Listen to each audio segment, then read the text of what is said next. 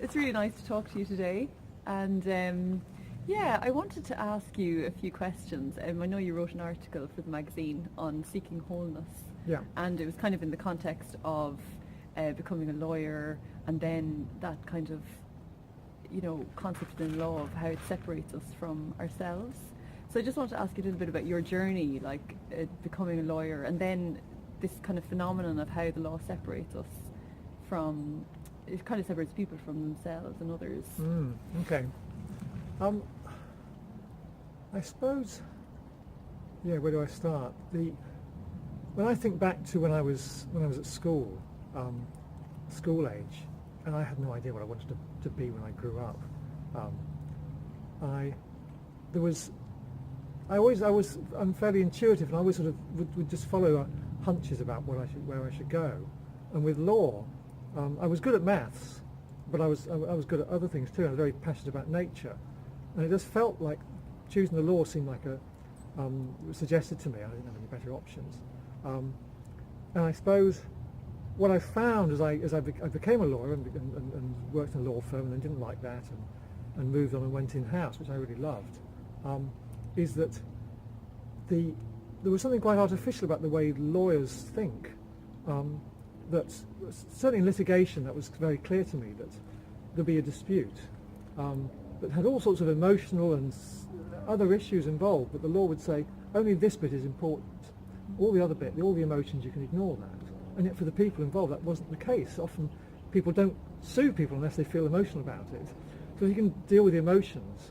And I found the law, and that was just a really good example for me of how the law cuts out an awful lot of stuff that it's considered extraneous and actually which is really important. And I find the same would happen to me as the lawyer, because you start thinking in that way and you start looking at things in a particular way.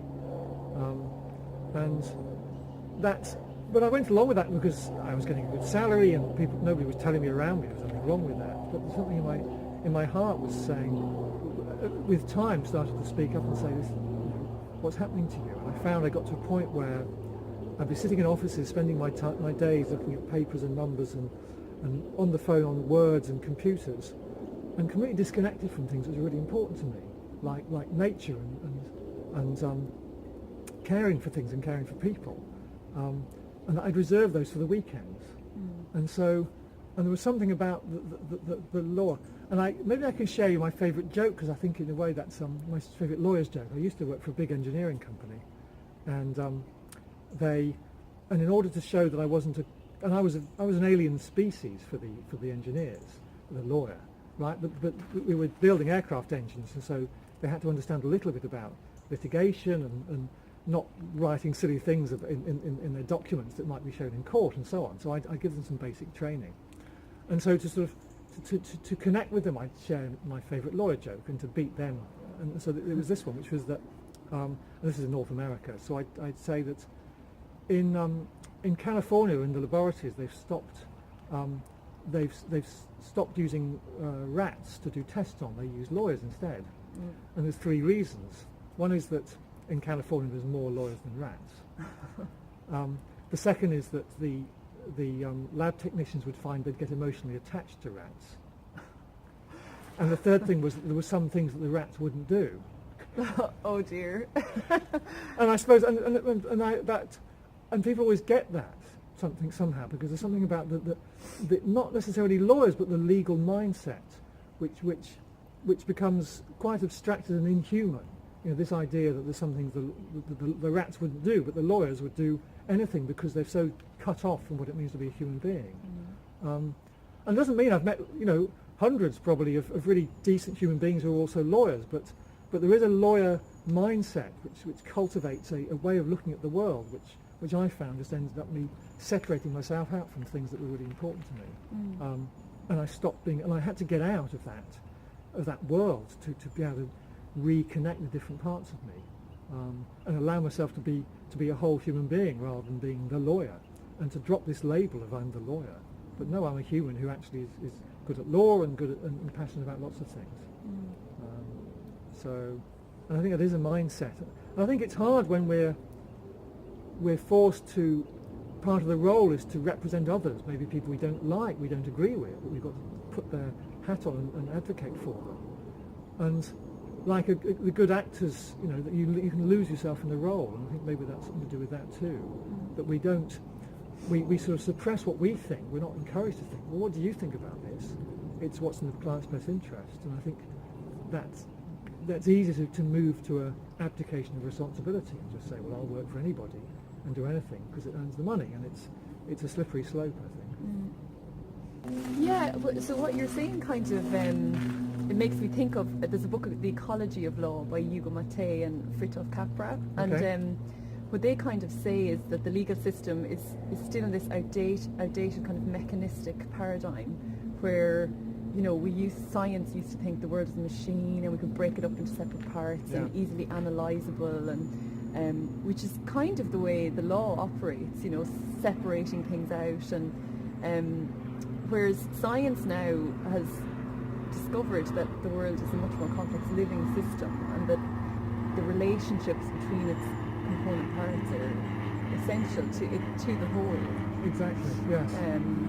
Yes, I always found, just doing litigation was one of the first things I did as a lawyer it was just a very quite dispiriting and dehumanising experience, I think, both for the lawyers and for the clients. And you'd end up charging an awful lot of money and thinking, well, what value have I really added?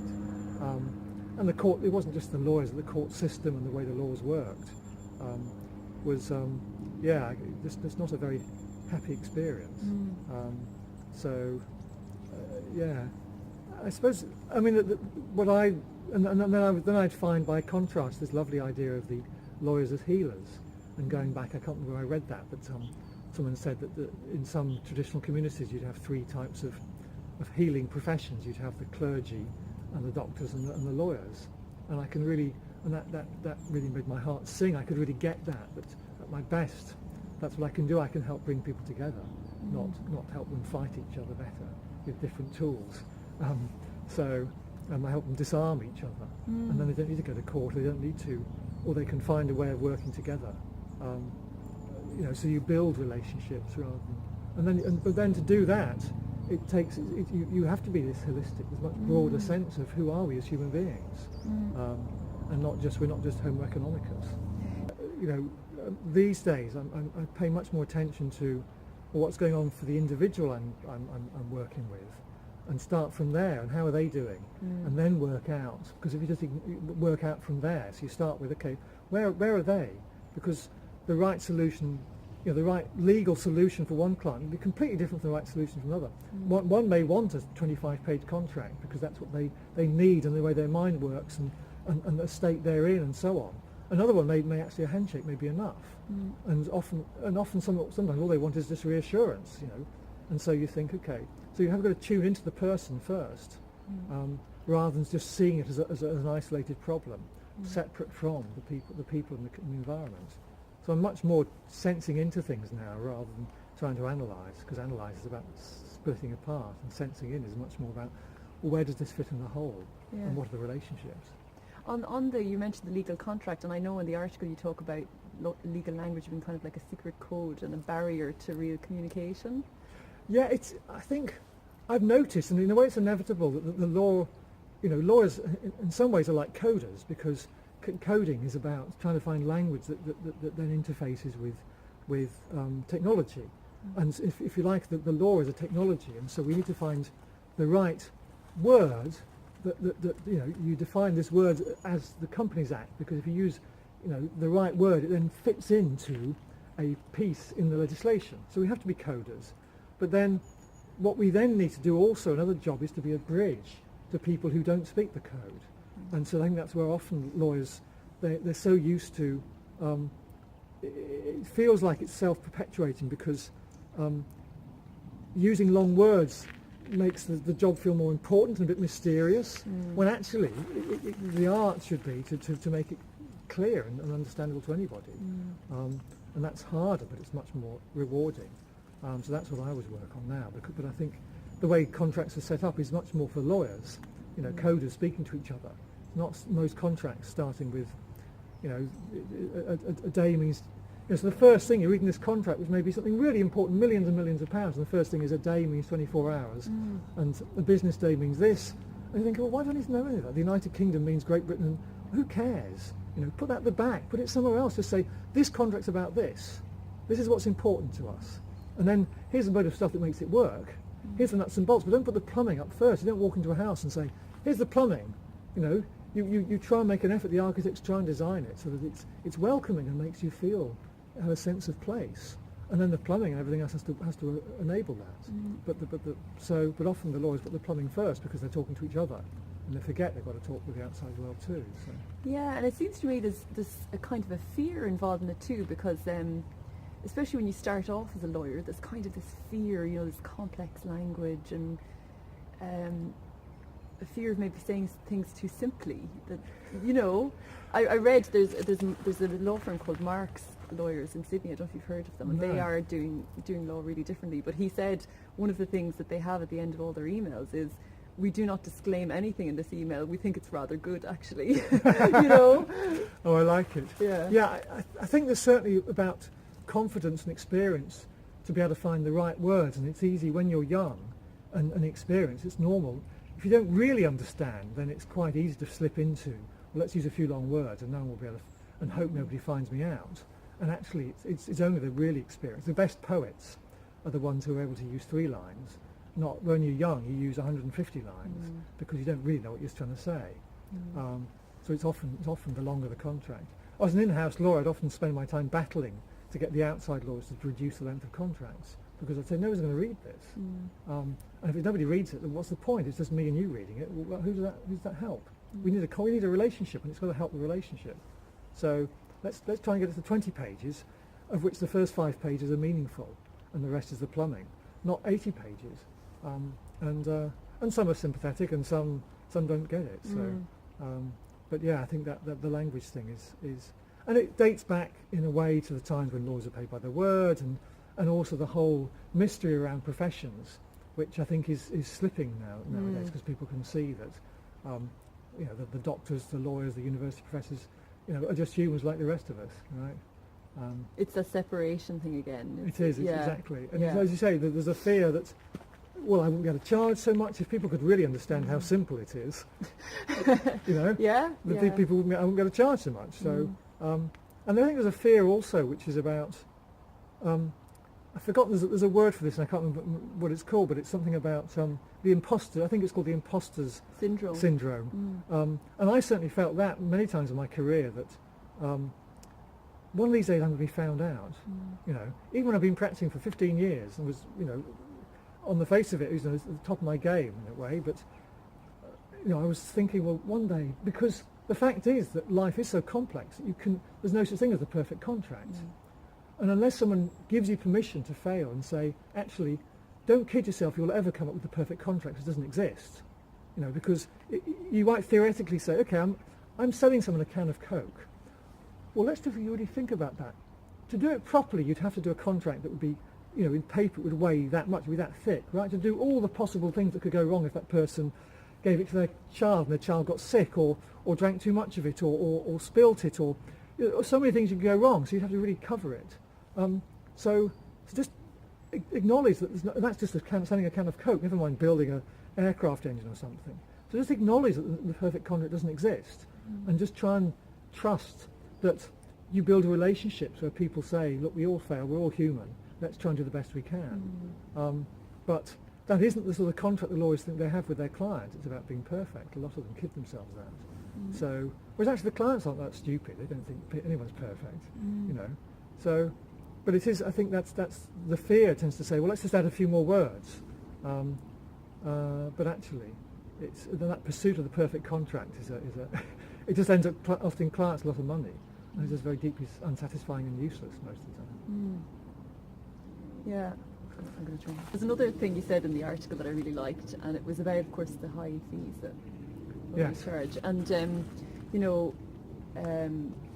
of course, most law firms operate with this billable unit, which I think increasingly people are realising, like lawyers themselves are realising, it's not really working, and it's not conducive to quality or wellness in lawyers themselves. And you were saying that it's easy for a lawyer to convince themselves that what they're doing is intrinsically important, whereas in reality it should be related to service to a worthwhile cause.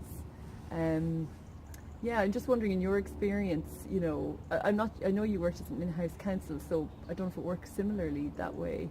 The billable unit and. It doesn't. That was a great relief going in-house and realising I didn't have to keep I'm sure there may well be some companies who think that's important, but I didn't. I never had to keep a record of my time as an in-house lawyer. That was a relief.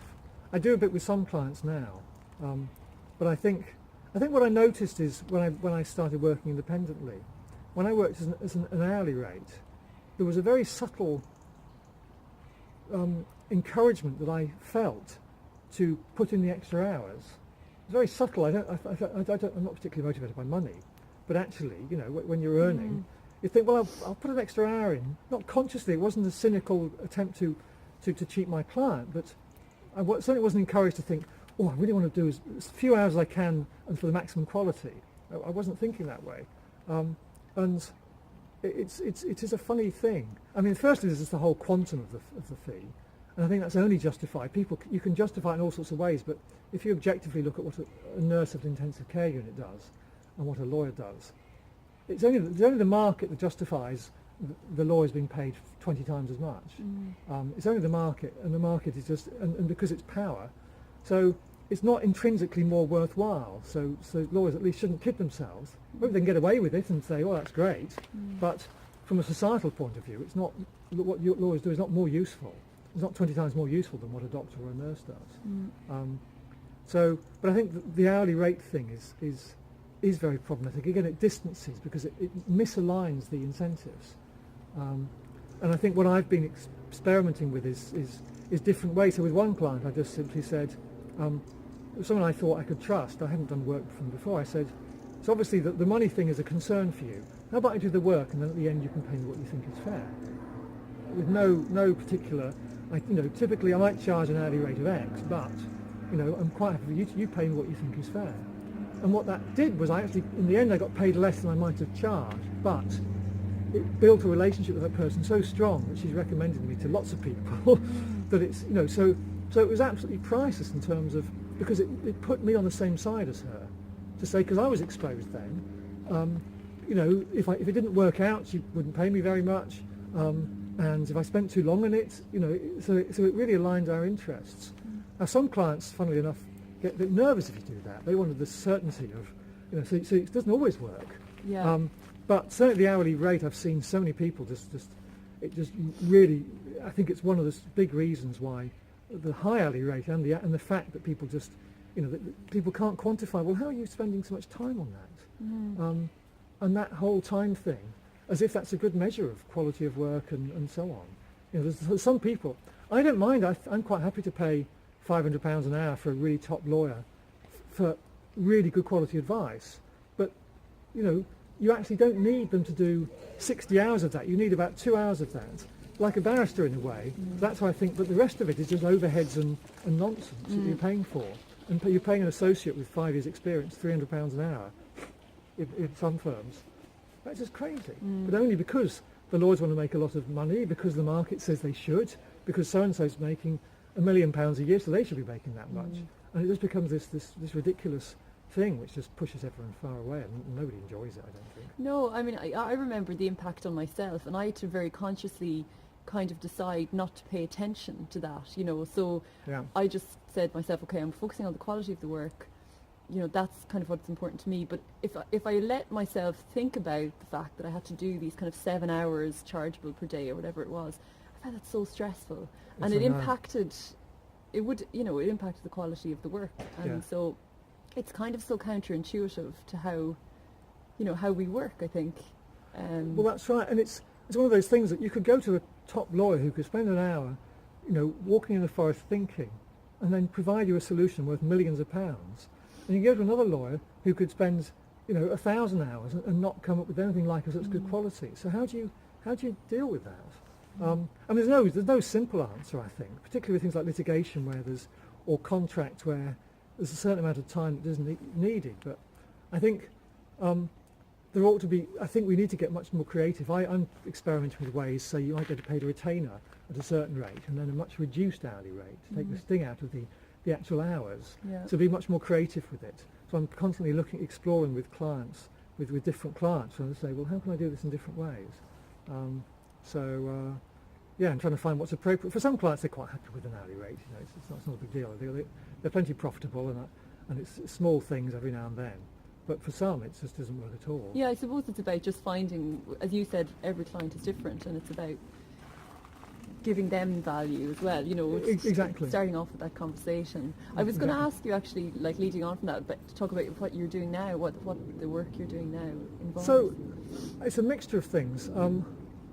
At one level, so some of what I'm just doing is rather than being an in-house lawyer for one big client, I'm an in-house lawyer for 15 or 20 small businesses. I'm really mainly they're what I think of as social enterprises, so businesses with a purpose. It's mainly small businesses who are about something. I'm working for a hydrogen car company, a bunch of different companies who need someone they can turn to, and law firms are intimidating and expensive, so they need someone who can say, oh, you need a lawyer on this, or you don't, or I can do the contract for a quarter of the price, or so who can find a much more nimble and low cost and effective way of solving it. And also someone who gets the struggles of running a business, which a lot of lawyers don't. It's a completely different. So that's some of it. I think the stuff that really interests me is related to organisational behaviour, because I'm passionate about. I live in the New Forest in a national park because I'm passionate about trees and nature, and climate change is my parents' generation, it was the Second World War and rebuilding after the Second World War. For our generation, it's climate change, species loss, disconnection from nature is, for me, the biggest thing. And a lot of dysfunctional behaviour I see is to do with the way organisations are structured. So I'm working with a few people on organisational transformation, and that means for me that's both an organisational point of view, which is legal and other aspects. It's a group point of view, it's an individual point of view.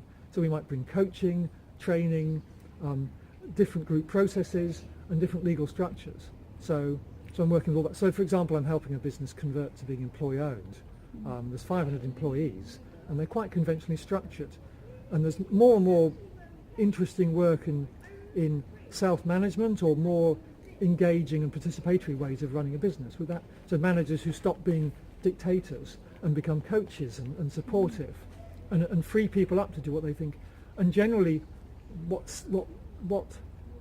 the latest behavioural science suggests is that people who are freed up to do what they feel is right are more likely to care for others, they're more likely to care for the planet and so on.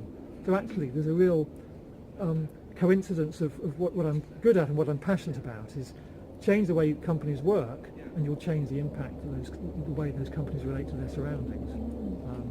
So I set up something called the Human Organising Co, which is helping businesses convert to being more caring and more compassionate and more effective too, and better businesses. Do you think, or have you looked at law firms at all in that context, or at the moment is it just... Not yet. At the moment, it's a variety. It's a food retailer. It's a hydrogen car company. It's a little retailer of sports goods, and they do adventure programs and a variety. But and a consulting firm. So a law firm. I'd love to do a law firm one day. Yeah.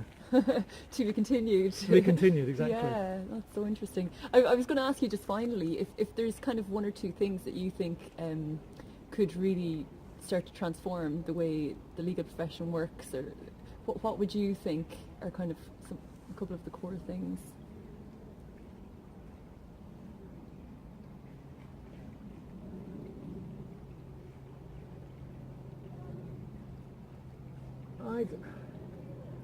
I think at society as a whole, I'd love us to move towards a more of a no-fault liability. So when I was studying law 30 years ago, I learned about a scheme in New Zealand where they did no-fault compensation for car accidents.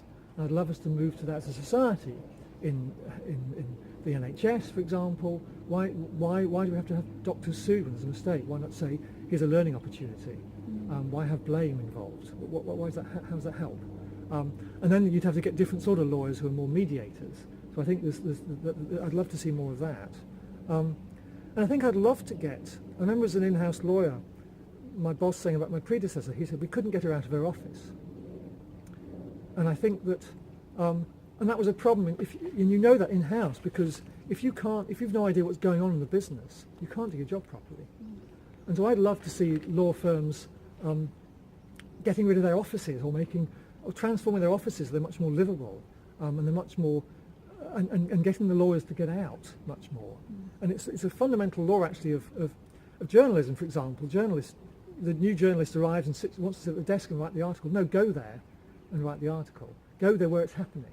And if the lawyers would get out a bit more, in nature, get out with themselves, with their families, bring kids into the law firms, just start blurring the boundaries between the lawyers. And it's deeply uncomfortable for some because they're very comfortable in their law and their abstract world. But actually, to really make a difference, you've got to get out and just expose yourself. What that looks like, I don't know, but there's a myriad of different ways of doing that. But that's fantastic. Yeah, no, thanks a million, Patrick, for the conversation. Lots more we could talk about, but yes, no we'll doubt. leave Yeah, it exactly. there for today. Yeah.